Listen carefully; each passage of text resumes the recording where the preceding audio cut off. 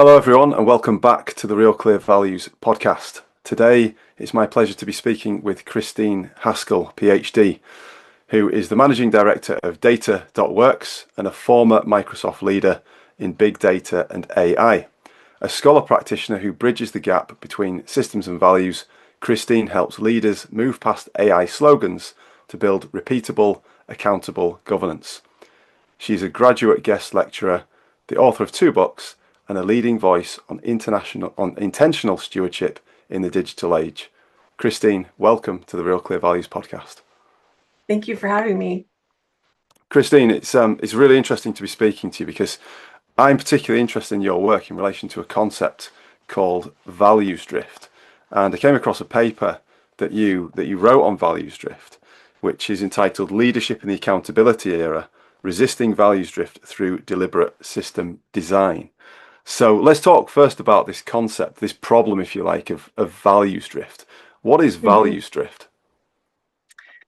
Well, it's what happens when an organization's stated commitments and its lived decision systems stop slowly mapping to one another. And it rarely begins with someone announcing, we're no longer going to care about fairness, or we're no longer going to care about trust. Like it doesn't happen that way.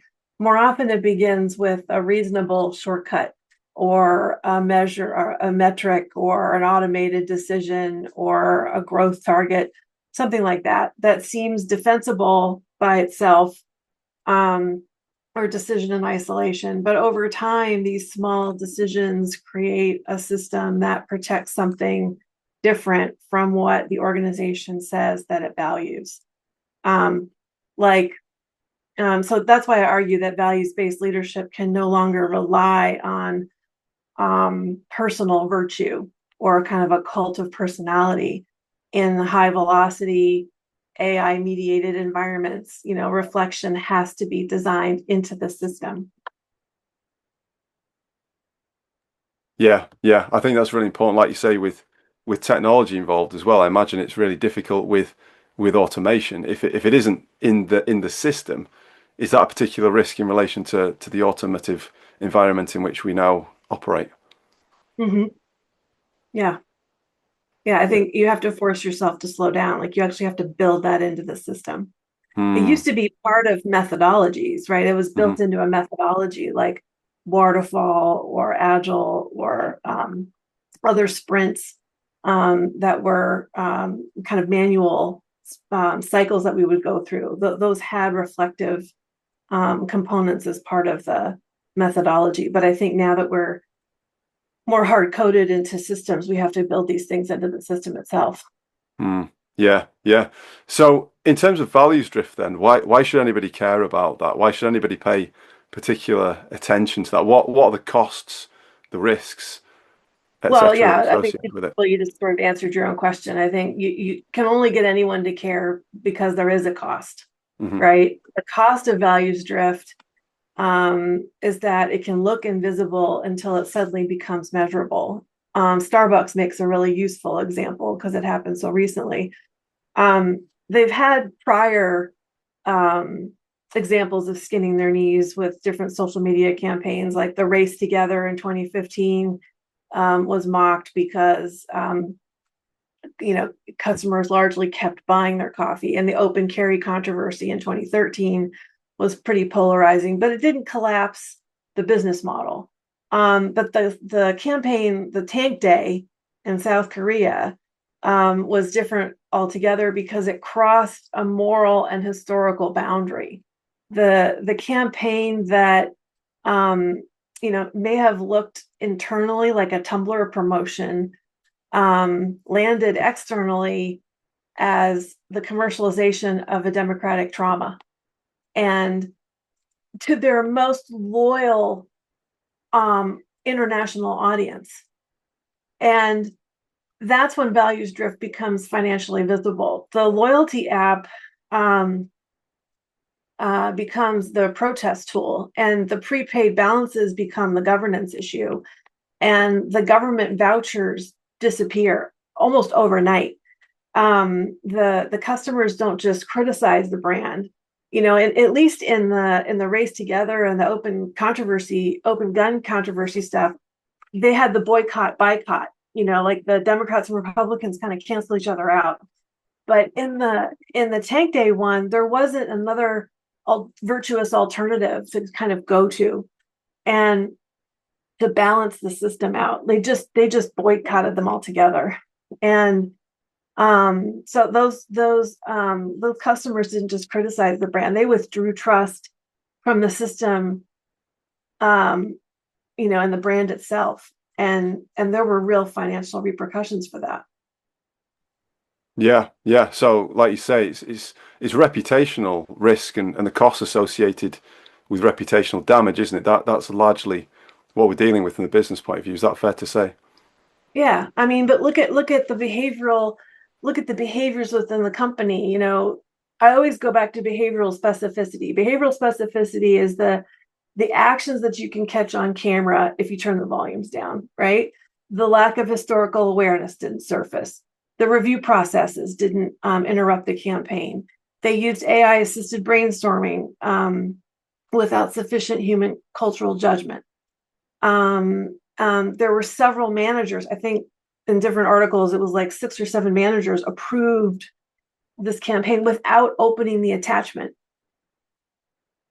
That's just so it's there's that phrase of like never assume malice when incompetence will do, right? And there's so many layers of incompetence related to that, that it's and those are those sort of silent gotchas that um it's sort of that those accumulated behaviors over time of complete sort of like sloppiness or complicitness or just like good enough, or what was the metric within that company that was valued? Was it speed to business? Was it, there's some people that were on different threads I was reading that were like, well, was it a PR stunt? Were they just doing it for the bad press? Like, I've never known Starbucks to go after bad press. Um, and I worked there for a couple of years, so they've always been very earnest in their attempts to even with the race together. That was an earnest attempt. It just was executed really poorly, right? So it came from good intentions. It just didn't land well, and so they recalled it, right?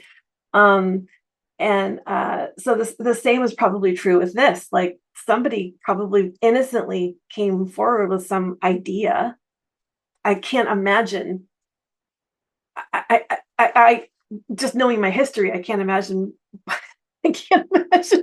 I can't embody the positive side of Tank Day, but um, there was an earnest attempt at something there, and it just got executed really poorly. But it cost them, and so they've learned an expensive lesson. Yeah, yeah. That phrase that you use, I just want to pick out from what you're saying there, Christine, I think is really important because this is what a lot of us are doing right now, this AI assisted brainstorming. I think this is Yeah. what half of the developed world is doing right now is using Mhm. AI to some way, shape or other and chucking in some data, however well thought through or not, and then taking verbatim what comes out. And there's a danger there, isn't there, that actually people are outsourcing their thinking wholesale to AI models. Well, yeah, I think but that's a poor use of AI. I think you can brainstorm with AI. I think that's fine, well and good. And I think marketing agencies should, and internal people should brainstorm with AI. That's good. I think what it just showed was that the marketing team didn't know their history, or someone in that group just didn't know what they didn't know to refute the output that they were receiving, to say, actually, this probably isn't the right, like we should go back and forth on this one, right? And it is, someone didn't ask the AI output, is this tone deaf or not? Does this align with Starbucks brand guidelines or not? Like there was no filtering of it, Yeah, right? and Not to that mention yeah. internal filtering of the approval process. Like there Mm, was no human oversight on it at all. yeah. So the normal checks and balances that would catch it didn't. Well, this is the risk with using AI, because, like you say, it's something that should be used because it's a powerful tool. But how it's used is that's the crux of the matter, isn't it? Because Yeah. there is this element of assumed omniscience with AI, where it's assumed that AI would do all of these checks and that it would know its history and it would steer away from certain risky areas or certain banana skins. But then clearly it doesn't. So this brings almost full circle, doesn't it? Where a few years ago we were all talking about the death of liberal arts and how, why are we going to need the liberal arts anymore and critical thinking skills when all these computers are going to do this stuff for us anyway. We need more programmers, we need more coders. But this really lays bare the value of critical thinking skills, doesn't it? Yeah, and it also highlights the fact that governance does exist in organizations. Like they had checks and balances, they just weren't engaged, right? And so this is the argument that some people will say, well, we need to automate governance, right? Like those people weren't engaged, we should be automating. Like had we automated those people, perhaps they would have caught it, right? Like, those 7 people should be automated and we would catch that.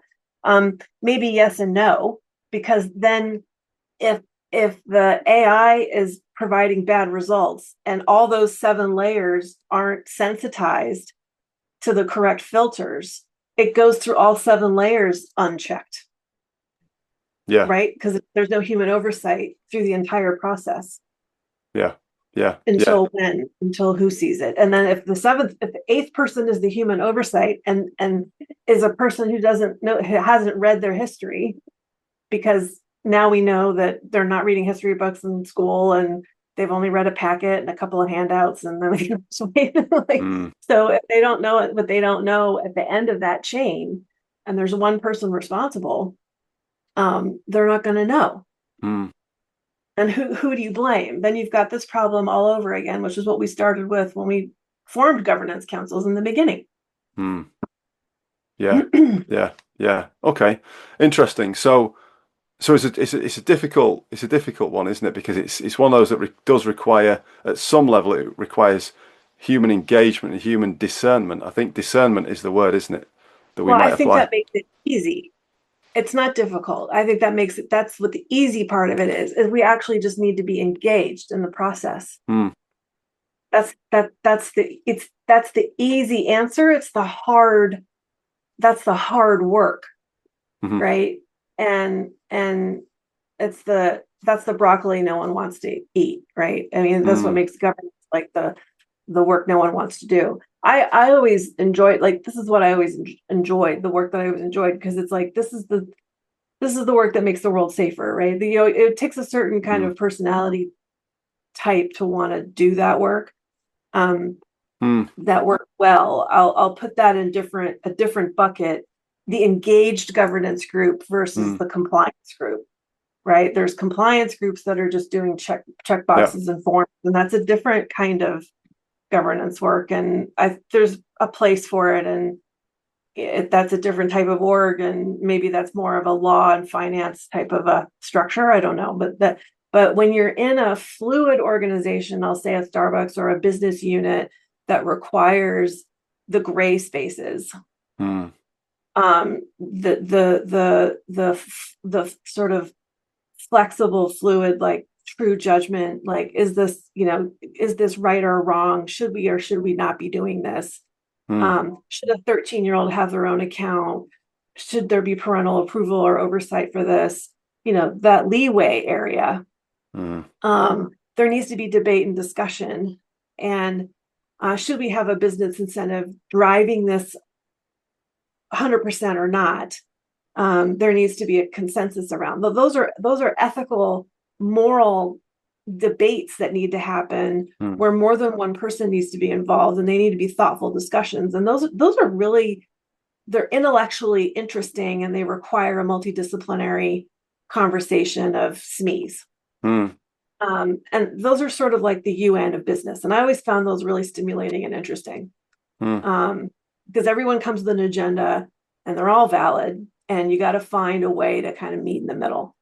And that's fair to everybody. And mm. I always found that to be an interesting, um, conversation. But it's because it's hard. That's the Mm. hard work. Yeah. So in one sense it's easy, in the other sense it's difficult. That's Yeah, the kind of that's the kind of paradox, isn't it? yeah, It's easy to know what needs to be done, but it's difficult to yeah. actually do it.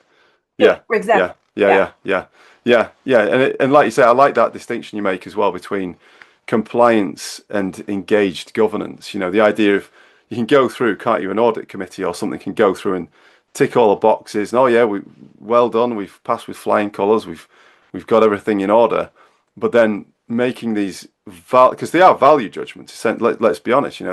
Value judgments need to be made about how we're defining right and wrong, or good and yeah, bad at least, in this particular context. And that's challenging because, like you say, everybody, you can get several different people coming with several different perspectives, and actually they're all right, but it's where you're going to land. So it does take yeah, genuine engagement, doesn't it? But yeah, but yeah, it's worth doing, even if you only look at the cost of getting it wrong or neglecting yeah, it, isn't it? yeah, yeah, yeah. Yeah. Because you're throttling what kind of society you want to have, and Hmm. there are metrics associated with that. Do we want pregnant women to be smoking? Well, you play that out, right? Hmm. Pregnant women smoking, you get certain birth defects. You get certain birth defects. What kind of burden is that on society? Well, there was a time when they were throttling high on that answer, Hmm. and and they were going to accept that burden, right, of certain birth defects or certain health costs, and then we put consumer protections, and we throttled lower on that answer, and we put Hmm. warnings on the label. We did the same thing with seatbelts, Hmm. and we're gonna about to do the same thing with mental health and AI, Hmm. and we're you know the companies are kind of stacking the decks on that discussion right now, but we'll see where we end up. But that's the same thing. Hmm. It's a throttle, and but there are many metrics dependent on that fulcrum, Hmm. and that people don't seem to connect the dot to, right? Hmm. The seatbelt was associated with different health and safety metrics, and the tobacco one was associated with different health and birth defect, metrics, and the healthy water and access to water is associated. Hmm. Water in Michigan, I think you and I talked about that last Yeah, time. yeah, Flint, yeah. Yeah, that is associated with certain birth defects and the burden on society. What kind of society do we want to have? Mm. And I think that's an interesting question. Yeah. And um, and so that's what gets, when you get into a really if you can make it to that level of conversation, that doesn't always get there, but if you can make it to that level of conversation in a business governance debate of what kind of society we're after, it, and and and make a case for that, um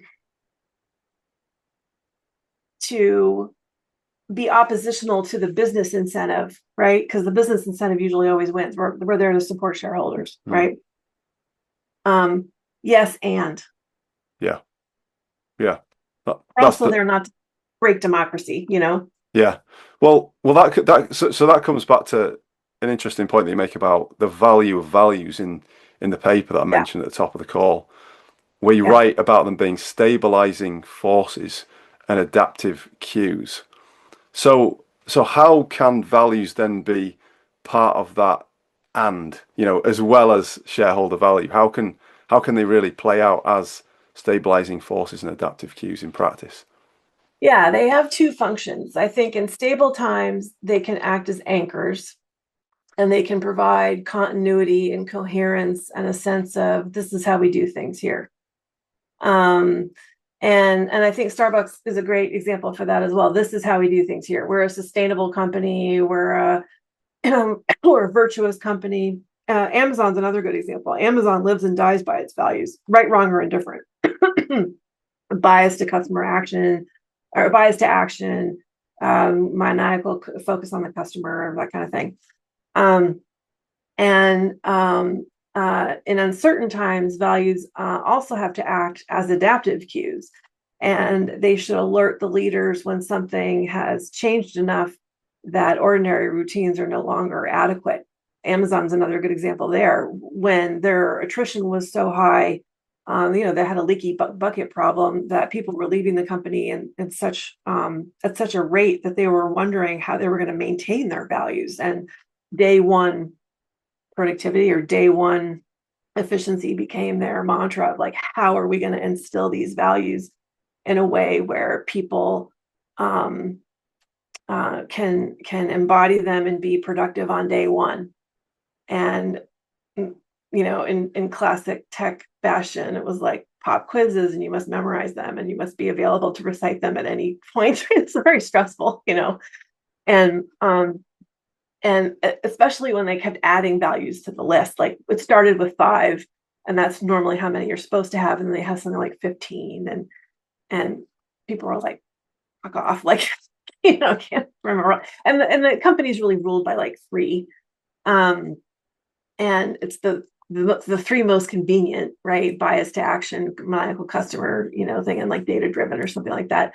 And all the other ones kind of fall by the wayside unless they conveniently tie break an argument, right? And but the problem with many organizations that treat values, I think, as static. I think, like when I was at Microsoft, this was years ago, they had, I was given a laminated, we call them placemats, but like a laminated thing of the corporate values. And no one looked at them. Like they were just sort of like, thank you, and then filed away, And, they assume that value alignment means consistency. But in complex matrix environments, value alignments often require constant recalibration. The values stay stable, but the application may need to change. So like a company may value fairness, or like in a small organization, fairness may be maintained through manager judgment and close relationships. But once the organization starts to scale and adopts hiring tools, that fairness can no longer depend on informal goodwill. It has to be tested on data and modeling outputs and appeal paths and decision review and things like that. So that high touch can't be maintained anymore.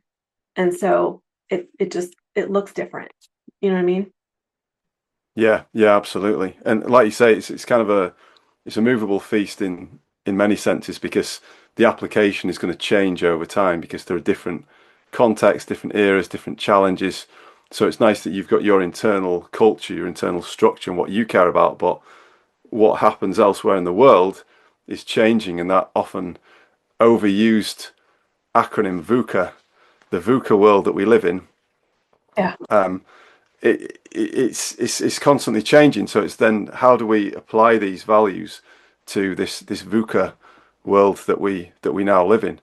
I just want to Yeah. talk, Christine, a little bit about individual leaders. So we've talked kind of to the bigger company picture and why it matters for the company.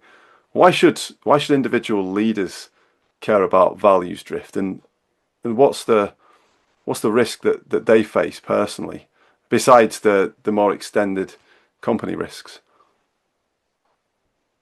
Why should individual leaders care? I think individually, I mean, the cost of it is one of the key ones, because it helps them meet their goals, right?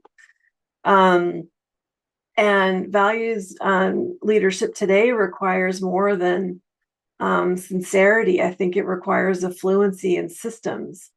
It requires metrics and AI incentives and organizational design. Like they need to be fluent in these qualities. So I think that there's a certain set of skills that they need to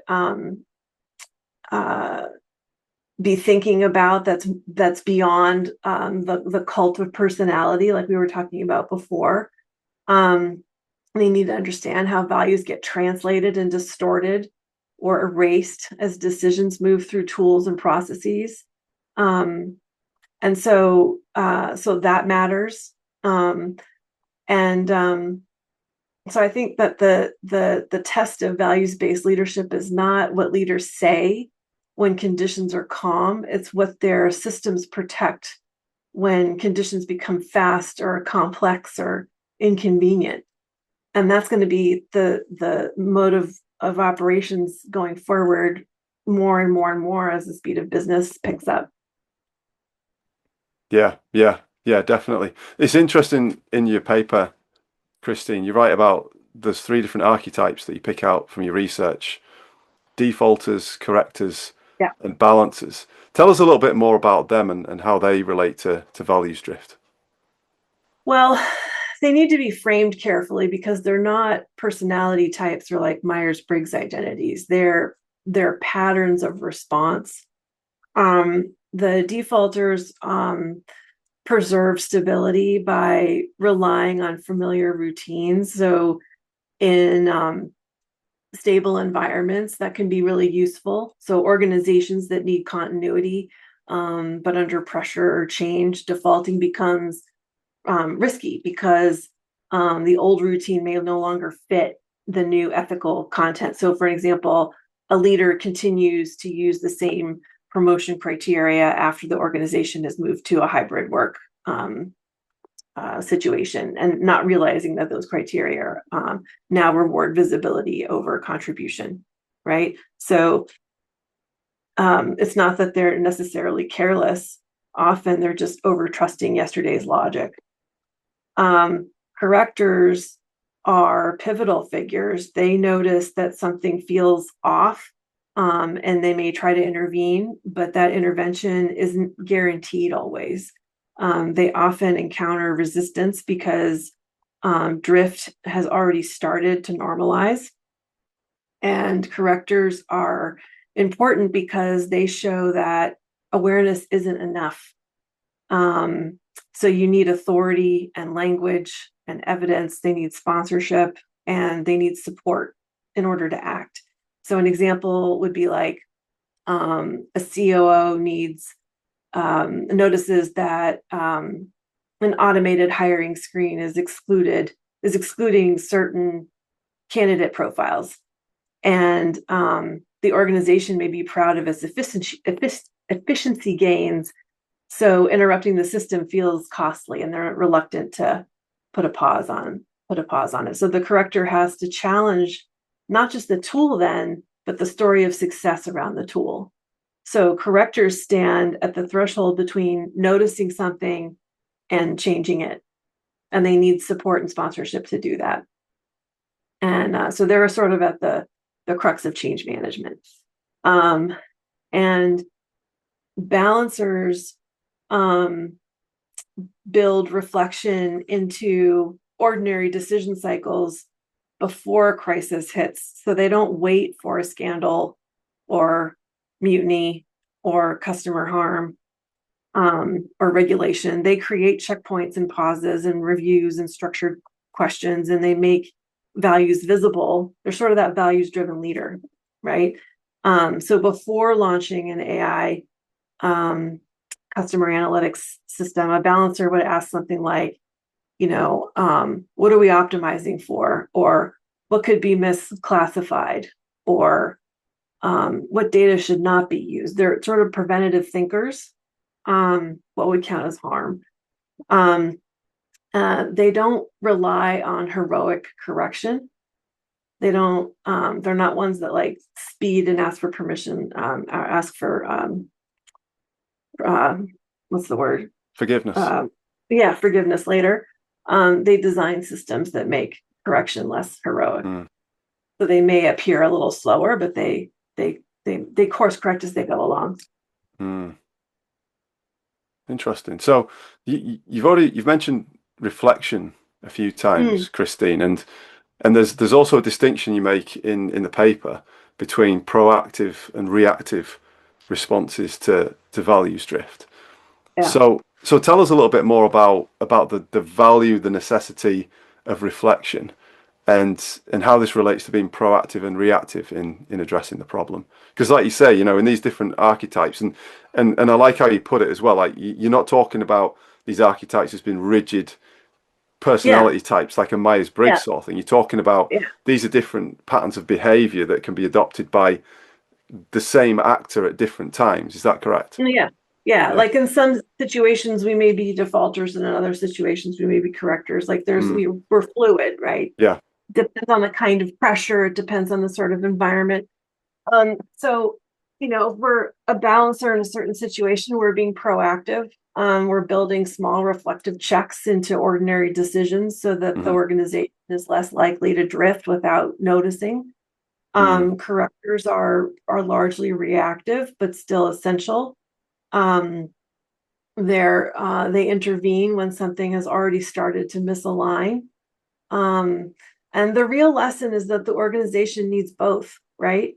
Mm. And proactive systems reduce the likelihood of drift, but no system will catch everything. So organizations also need protected correction. So escalation paths, dissent rights, audit mechanisms, authority to pause. So the goal is not to eliminate correctors. Like um, there's always this motion, like when you put these archetypes out there, well, I just want the values driven leaders. I just want the best ones, right? Yeah. And I Yeah. want to weed out all the other ones. Like there's room for all of them there. Mm. It's not like this is the A student, B student, and C student, right? Mm. They're not ranked. There's value to defaulters, and there's pros and cons to all of them. Mm. It's about putting them in the right place, Yeah. right? Finding the right fit so that they're all playing to the strengths of where the organization needs them to play. Yeah. Um, Yeah. and so the goal isn't to eliminate any one of these people. The goal is to stop making correction depend on personal bravery Yes. Yeah. alone, Yeah. which is kind of the position that we put all of these archetypes in, is that if it doesn't come down to bravery, it doesn't happen. And so Yeah. even put a defaulter is never gonna be brave, right? A corrector might be, and um a Balancer. balancer is by nature. Yeah. So if you're relying on the balancers, you're going to burn them out. Yeah. Totally. Yeah. Yeah. If they've got to be the kind of the scales of justice for the whole The organization, whole, yeah, that's quite and a task, and isn't it? and the system doesn't really want balancers to begin with, because No. you want people. A system wants efficiency. A system wants no tall poppies. A system wants everyone to get with the program. Mm.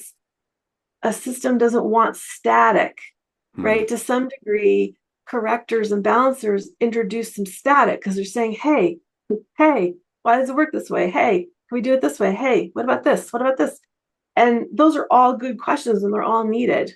Mm.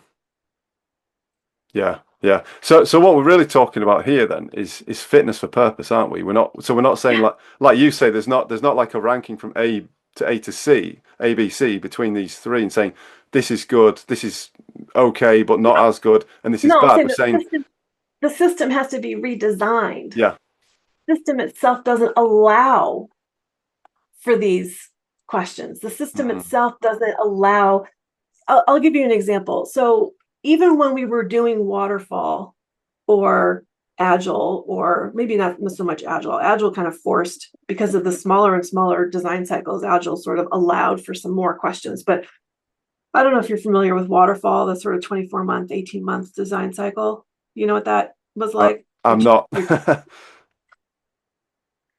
Uh, PMP, project management Yeah, cycles. Okay, these were longer development cycles, yeah, and software development was modeled off of the aspirin, which was a 24-month research development cycle, which used hmm, waterfall.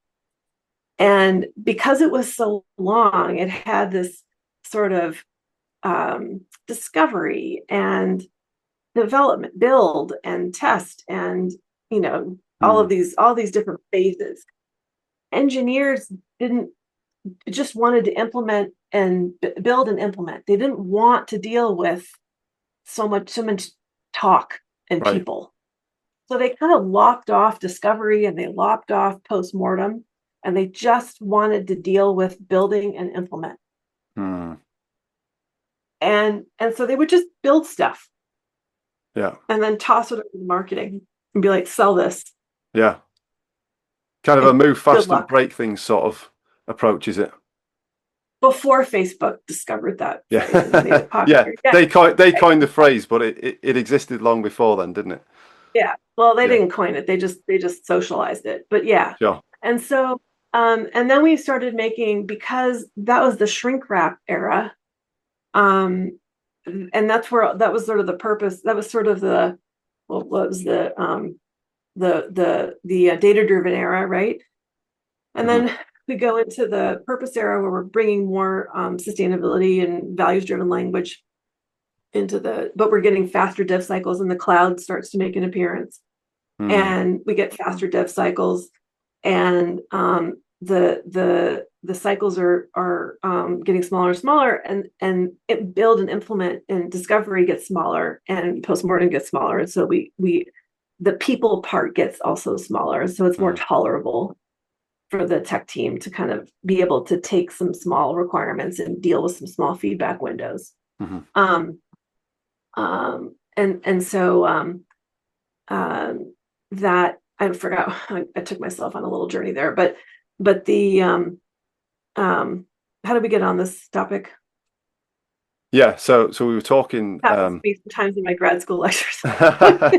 Yeah. Gosh, how did we get here? But yeah, I mean, we're really talking, aren't we, about like I said before, we're really talking about fitness for purpose, and we're really talking about just Yeah, how things have changed over time. I mean, you were talking there about the different eras, the distinct yeah, eras. You mentioned three distinct eras in your paper, and yeah, there's purpose, etc. But then now we're in the accountability era. So yeah, now things are different, and that yeah. does have that does have a sway on the relevance of values drift, doesn't it?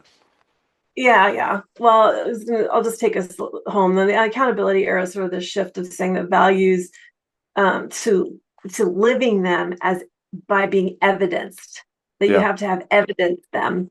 And in this era, leaders must show that values are protected inside systems, especially when decisions are shaped by AI and analytics and automation and vendors and performance metrics and the like. And so accountability era asks, can you prove your values, Mm, survive the decision process, right? Do you have a paper trail to say you really live your values? Not many people do, right? mm, So if the data era taught organizations to measure more, and the purpose era gave more values language, but didn't always not always more values discipline, mm. now we're stuck with a bright light on the fact that we measure more but don't live more values, Yeah. which is not a pretty look, Mm. right? Yeah, the And, measurement and becomes an so, end in itself, doesn't it, rather than the actual living of the values and the implementation of them. oh yeah, now we're all pointed out as the hypocrites that we are, right? And so now we're right back where we were 20 years ago, but with better tech. And so the first problem we have is measurement, where many AI productivity claims measure speed at the point of task completion, but ignore the downstream labor that created the system, Hmm. which is, review, correction, verification, exception handling, privacy risk, all the things, right? And a system may help someone produce a draft faster, like that Starbucks campaign, Yeah. um, while shifting new burdens onto reviewers, managers, and compliance teams that may not review them, Mm. which is exactly what happened. And then you get a second problem of distribution. So, productivity for whom?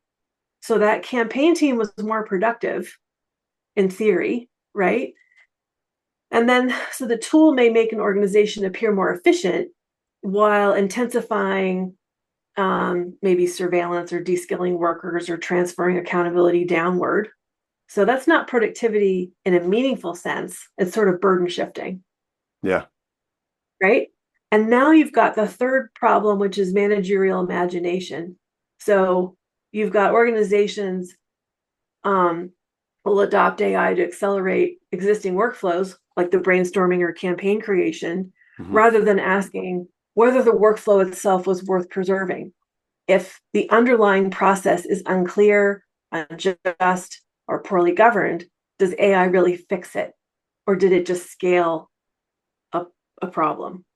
Yeah. Yeah. That is a big question. And in terms of dealing with this, in your other paper that I got hold of, Christine, which is No, no.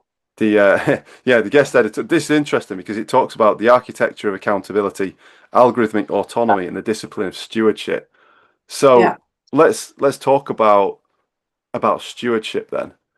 How can stewardship help as a solution in terms of this kind of this algorithmic autonomy that we're wrestling with, so that we don't just scale more rubbish. So we're Yeah. not just doing the same Well, things, making the same mistakes, just with better tech. yeah. So with both papers, I get into a how because I don't ever like concluding a paper with doom. Hmm. The values paper I conclude with um, practical strategies in terms of integrity reviews and pause practices and disruption protocols and things that people can take into their workplace. With the architecture of accountability, I refer back to Peter Drucker Yeah. um, in framing management as sort of um, I go back to his definition of systems, right? Where he's putting the manager or the leader responsible for the entire system, the people and the operations. Mm. And so I'm saying that someone like Zuckerberg is responsible for the people and the black box, Yeah. whereas a leader would say, I don't know what's happening in that black box, and therefore I'm not responsible. Yes.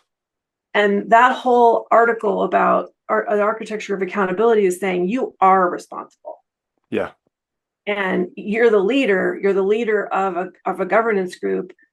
Your leadership is guiding the um the blueprint of that organization. You are complicit then in the governance of that organization, or the governance principles for which that organization is um, um, operating by. So if you're saying that women should smoke tobacco while pregnant, you're signing up then for all of that healthcare burden, Yeah. or you're sanctioning society's um, burden for all those healthcare costs. If if you're then advocating for moving that fulcrum toward a warning signal, then you're saying no. We need to protect society, right? And Yeah. the same with mental health and well-being, or societal health and well-being with AI.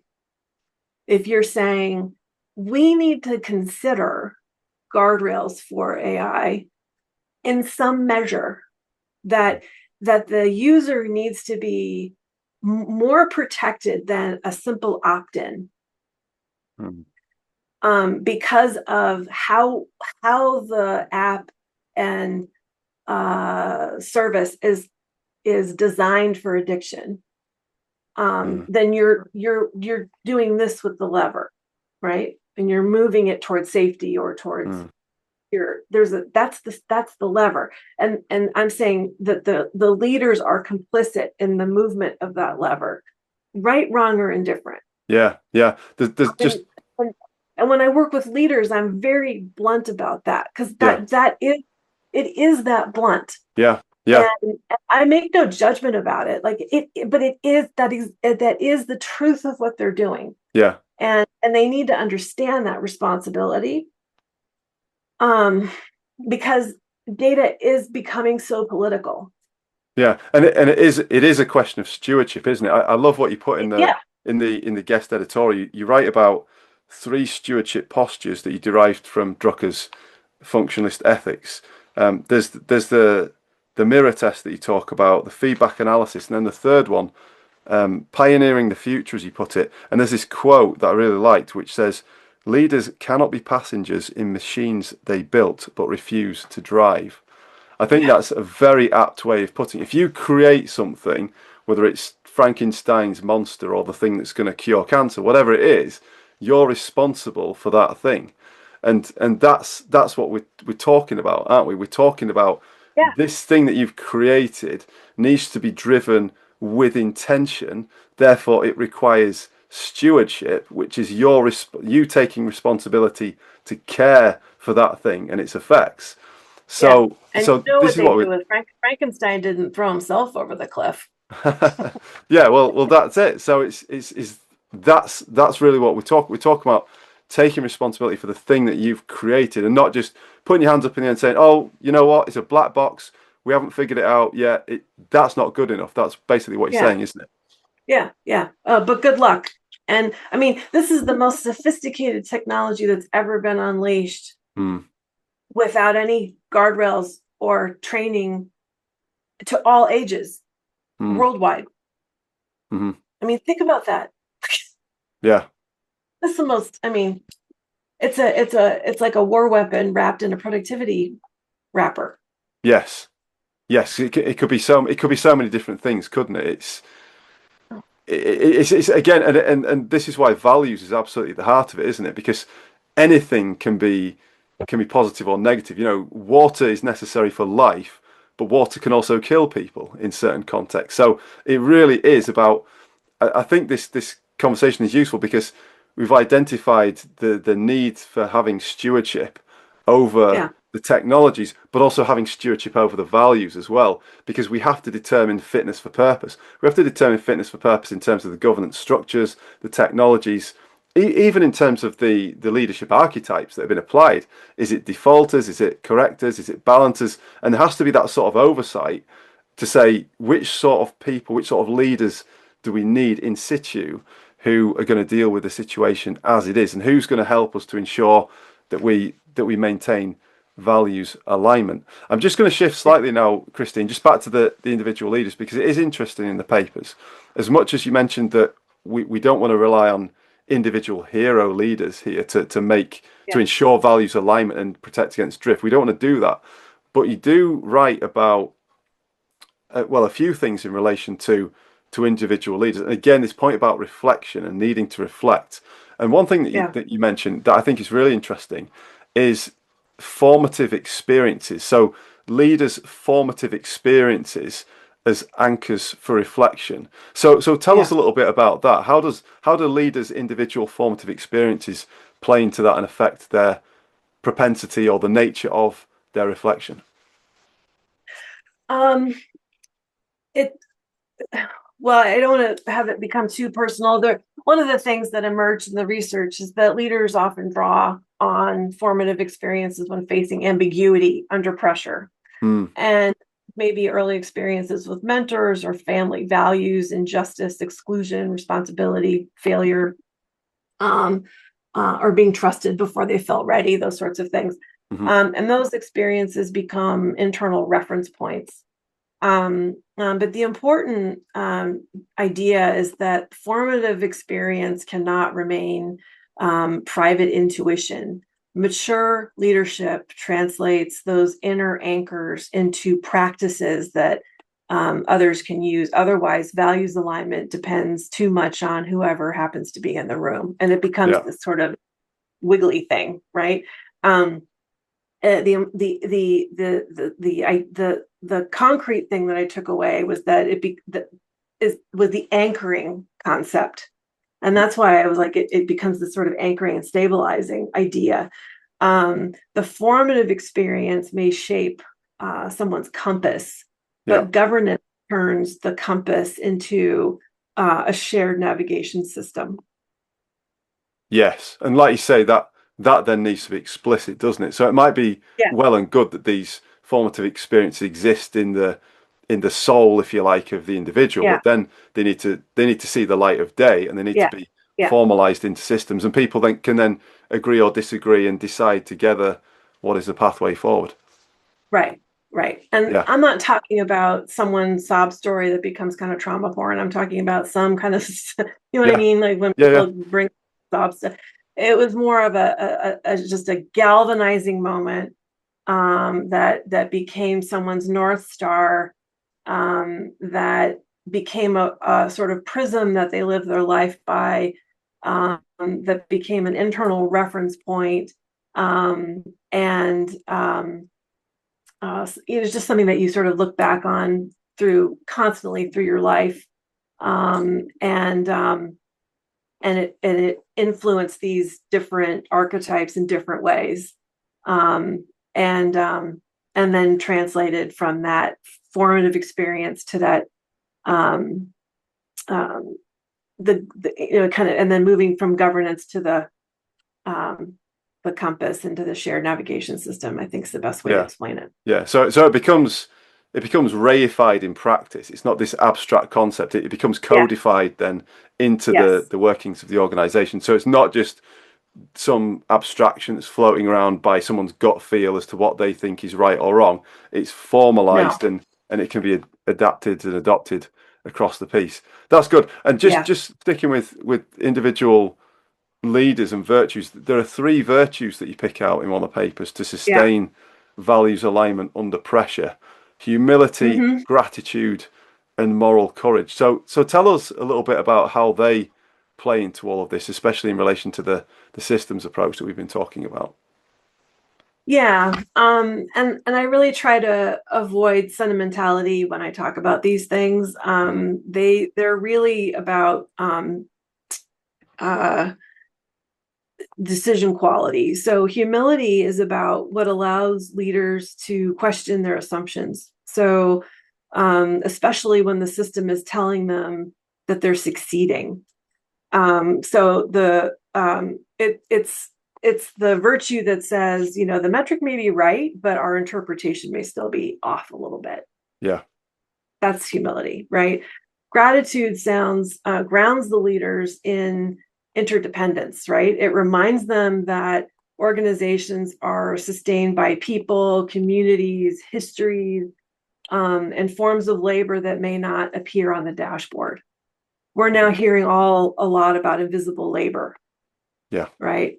Um, and we should be starting to talk about invisible hands, like the economy that got us up and moving has we have been dependent on invisible hands since we started. I mean the U.S., but U.K. as well.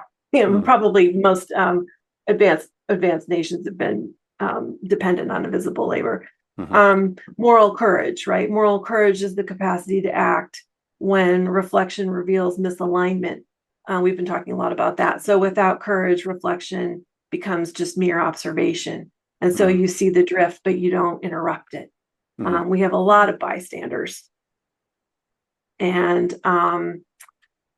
so humility helps leaders see the drift, gratitude reminds them what's at stake, and moral courage helps them act before the drift becomes normalized. So they all kind of work together.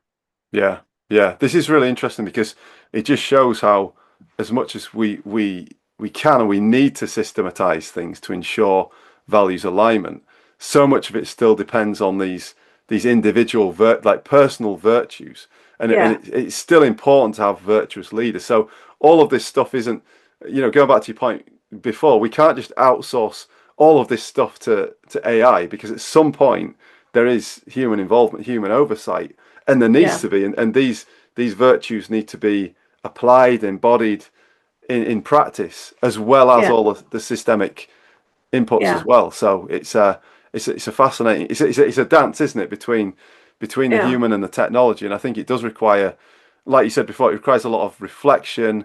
It requires a lot really sound critical thinking skills, really, doesn't it? Because to find a yeah. And balance I between all of this and yeah. and I think we call this stuff soft skills, and I think these are becoming the new hard skills because they are hard. Mm, It is hard to come up with the more that we use AI and the more that we cognitively offload our thinking to AI, the harder it is to even come up with some of this language. Mm. And the harder it is to even sometimes even feel these things and summon conjure some of these ideas and feelings. And so that difficulty is a new kind of friction. Mm. um, because as the ease of use, as AI makes things easy and becomes a new companion of Mm. sorts, and we get more and more frustrated with human interaction, we get less practice with these character traits. Mm. I mean, think about that. Like, I would rather talk to Claude than um, a human, right? Think about that preference among young, not even among like single people now Yeah. who work at home, who are like, I can't be bothered. Like, with small talk, I don't know how to do it. The eye contact and the all the things. Yeah. How often are they feeling these qualities? Mm. Mm. And yeah, how often they feel them? How, do they know what they are? And do they know what they're like in practice as well? Are they able to practice them? And that's the thing, isn't it? It's so tempting to go onto an AI platform, whether it's Claude, ChatGPT, or whatever, and this thing Yeah. is going to be relatively obsequious to you. It's not gonna call you out on anything. It might give you a nudge here and there, but Well, it's and it's, even it's pretty that, that's a frictionless, isn't it? yeah, Really? yeah, but when you're experiencing frictionless gratitude, when you're experiencing the gratitude you get from an AI, Hmm. it's not going to be the same gratitude you get from another human. No. That it'll be like, I can't even explain. I don't have the language to explain the difference, but it won't be the same wash. It No. won't be the same chemical wash that you get when you have a satisfying Mhm. interaction with a companion interaction with an AI that you do with um, having a good interview. Yeah. Yeah. Let's say It's let's say this was a good interview, right? And you get yeah. off and you have a high, Yeah. right? It won't be the same as when you have a role play interview with AI. Yeah. It's quite metaphysical, isn't it? And Yeah, it's something again. It's one of those meaningful but intangible things that human yeah, beings have taken for granted forever because they haven't had right, this thing before. This thing, like right. you said about the power of this technology, we've never had to reckon with this before, have we? And No, I now mean, all of a like, sudden it's oh my just God, my guest went off on a trail and I was able to bring her back and it was such a win and I slammed dunk. Like, and you feel that like euphoria, right? And because you did it, you brought me back. It was your facilitation that, and your questioning and your whatever that got me back in line. Whereas with an AI, it's mm, everything's clean and tidy and surgical, mm, and AI is making it all fall into place. And so your somatic, if you were on an EKG, your somatic's all controlled. You're not feeling the nausea. You are like, oh my God, Chris went off. She's went off on a trail. I don't know how to get her back. And you're relying on your own improv, mm. right? It's Yeah, different. totally. AI Yeah. doesn't make you rely on your own improv. It doesn't test your somatic response.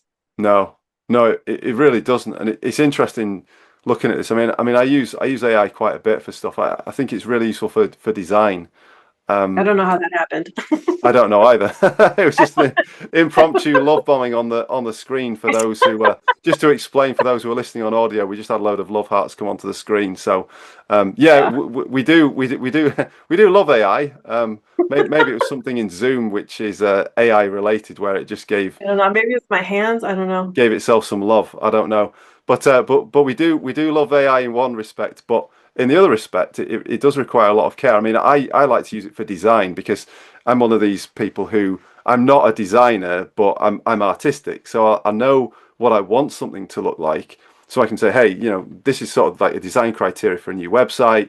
put this in. Yeah. But even then, it's like I'm going to have to go back and do several iterations before that thing is Yeah. going to be as I want it, and then I can take ownership of it. And only then, when it is exactly as I want it, because it won't be for a few iterations, then I can feel satisfied. Yes, this is the thing that I want, and then I can take it to a web design and say, here you go, can you put this into whatever platform it is to then mock it up, and then I can feel satisfied that I've taken ownership of it. But it's very easy for people to just knock things out without that sort of iterative process, and Hmm. we're just kind of swilling in a world of Claude and Chat GPT if we're not careful.